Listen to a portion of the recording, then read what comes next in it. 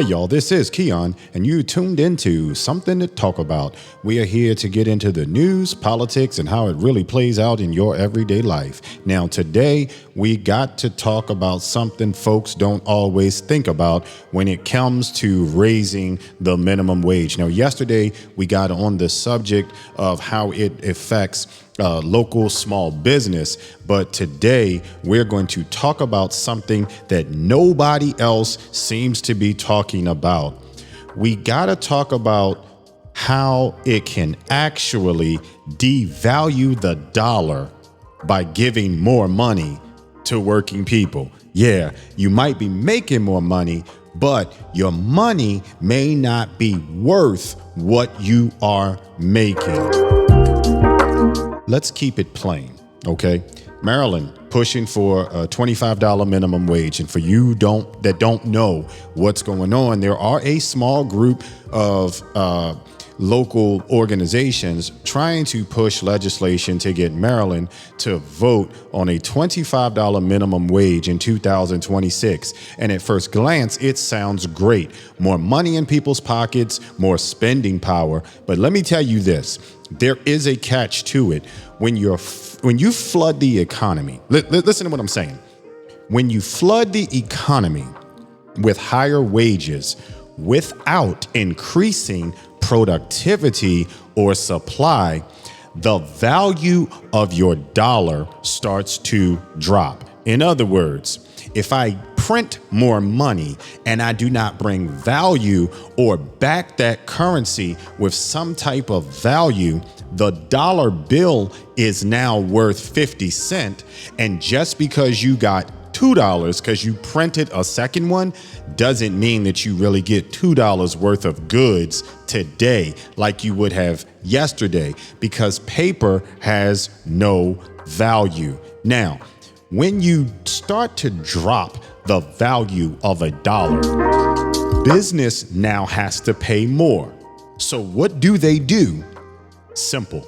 They raise the prices. So groceries, gas, haircuts, Netflix, everything creeps up. So you think $25 an hour is a great idea? That $25 an hour you just started making before long is going to spend like $18. See, this is how you drive inflation, okay? And let me just break this down for those who might not understand.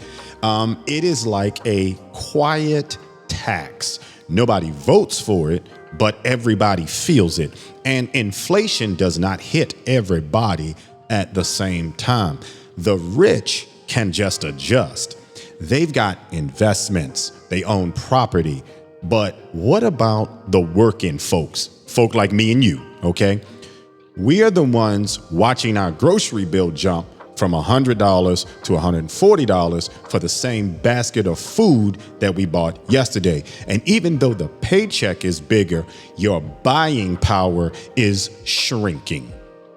Now, I'm not saying we should not raise wages. People deserve fair play, period. Fair pay is a fundamental right, but we gotta raise it the right way. And DC did something that was interesting. They did an incremental thing. And see, here's what they understood, that for some apparent reason, our gubernatorial folks here in Maryland ain't quite got. If wages go up too fast and businesses can't keep up, they start cutting hours. They lay people off and they replace humans with machine. Come here, Walmart. Y'all know what I'm talking about. Meanwhile, the prices are going to rise anyway, so the dollar drops and we end up right back in the same struggle, now with fewer jobs and higher bills. You feel where I'm coming from? Think about it like this. The value of money ain't just about what's printed on it. It's about trust. We just talked about that. If people stop believing that a dollar can buy what it used to, that's when it loses real value. Forget the gold. It's the trust. You can't legislate value. You got to build it, and you build value with productivity, innovation, and stable economic growth. So while Maryland lawmakers are trying to help, and these special interest groups are trying to do something, they are actually lighting a slow burning fire under the state's economy that the state of Maryland cannot have for other reasons, which I will talk about on another show. Now, the question, everybody's sitting here wondering, the question is, does raising the wage actually make people richer, or does it move the goalposts and make everything more expensive? So either does it make them richer, or does it change the game and extend the yards? It's not about the number on your paycheck. It's about how far that number can actually take you. And if the dollar keeps shrinking, all we're doing is running faster just to stay in the same exact place.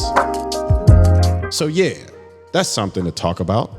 Maryland's $25 minimum wage, fair pay or fake prosperity? You tell me. Take a look at the first podcast that we did. Listen at that and drop your thoughts. Tag a friend and let's keep this conversation rolling, because if we don't talk about it, they'll just keep spinning the story without us. I'm Keon, and this is Something to Talk About.